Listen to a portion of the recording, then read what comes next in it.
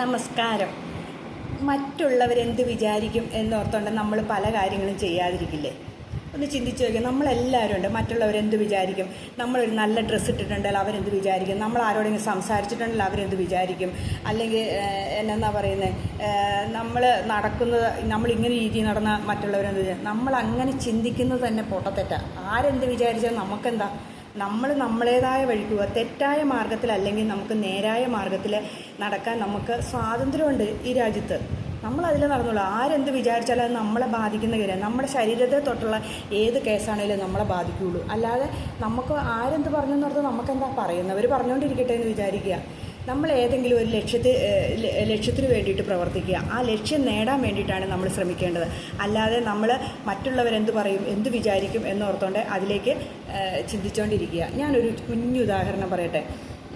ഒരു കളിസ്ഥലത്ത് കുറേ കുട്ടികൾ കളിച്ചുകൊണ്ടിരിക്കുമായിരുന്നേ. അപ്പം ആ കുട്ടികളിൽ ഒരുത്തൻ ഭയങ്കര മിടുക്കനായിരുന്നു. അവൻ എല്ലാ കളിയിലും ജയിക്കും, സ്കൂളിലാണേലും നന്നായിട്ട് പഠിക്കും, അവൻ മിടുക്കനായിരുന്നു കേട്ടോ. അപ്പോൾ അവൻ്റെ കൂട്ടുകാർക്കെല്ലാം കൂടെ ഉള്ളിലൊരു ചെറിയ അസൂയ ഉണ്ടായി. അവരപ്പോൾ എന്നെ ചെയ്തു, ഇവൻ്റെ പുറത്ത് കഴുതാന്ന് എഴുതി വെച്ചു. അപ്പം അവൻ ഇവരുടെ കൂടെ കളിച്ചുകൊണ്ടിരുന്ന് കഴിഞ്ഞപ്പോൾ എല്ലാവരും ഭയങ്കര ചിരി, ഇവൻ കഴുത എന്നുള്ള എഴുതിയേക്കണ കണ്ടുകൊണ്ടേ. ഈ കൊച്ചറിയുന്നുമില്ല. അപ്പോൾ അങ്ങനെ കളിയെല്ലാം കഴിഞ്ഞ് ഇവൻ കുറേ ഗോളൊക്കെ അടിച്ച് ഇവൻ സന്തോഷത്തോടു കൂടി തിരിച്ചു വന്നിരുന്നപ്പോൾ ഇവന്മാർ കിടന്ന് ചിരിക്കുക.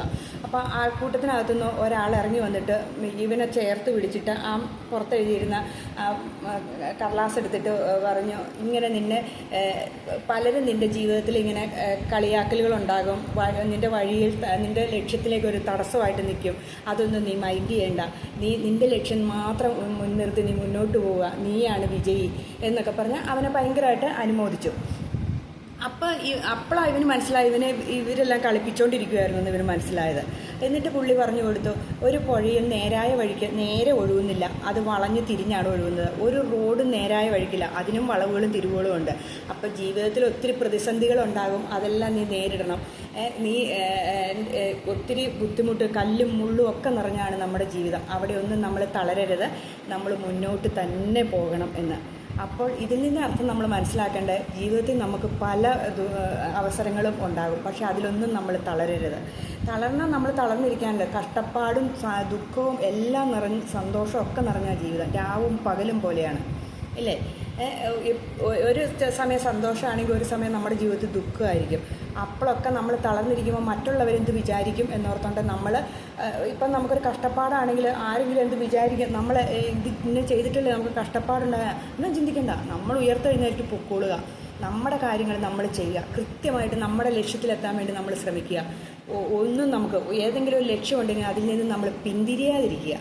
ആ ലക്ഷ്യം നേടിയ ശേഷം മറ്റുള്ളവരെന്ത് വിചാരിക്കുന്നു എന്നുള്ള നമ്മുടെ നിഘണ്ടുവിലേ ഇല്ലാണ്ടിരിക്കുക. നമ്മളതും ചിന്തിച്ചുകൊണ്ടിരിക്കാതിരിക്കുക. അപ്പം തന്നെ നമ്മുടെ ജീവിതത്തിന് ഒരു ഉണർവും ഉന്മേഷവും സന്തോഷവും ഒക്കെ ഉണ്ടാകും. നിങ്ങളൊന്ന് ശ്രമിച്ചു നോക്കിയേ, ശരിയല്ലേ എന്ന്.